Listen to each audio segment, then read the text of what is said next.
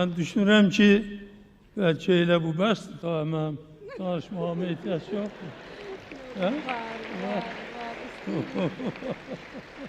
İki kəlmə. Fidan xanım,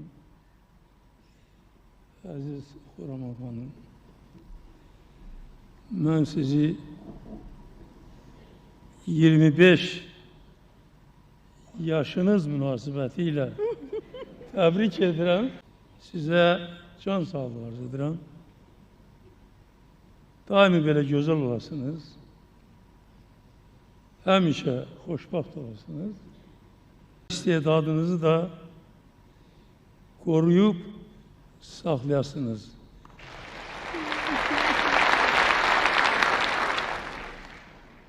Bunların xoşbaxtlığı nədir? Bunlar birinci, ilahiden çok fitri bir istedad alırlar. İkinci, güzel aile terbiyesi alırlar. Bunlar hamısı esasdır. Aile terbiyesi, yani yüksek medeniyete malik olan ailede atası, anası, hem onlar muzikçi olublar, hem de ki bizim ziyalılardan olublar.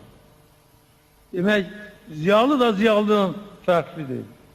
Bu ziyalılar Azerbaycan'ın o geçmiş en köklü ziyalılarıdır.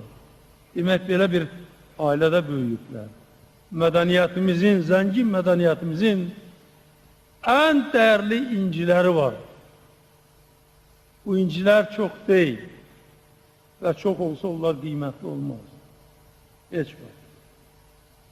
Bak onlardan en değerlisi Fidan Hanım'dır, Xuraman Hanım'dır. Dünyada bizde geçmişte en kıymetli şey kızılla müqayisə edərdiler. Eğer bu geçmiş kanun qaydaya gelip müqayisə etsək, onlar 999 probalı qızıldılar.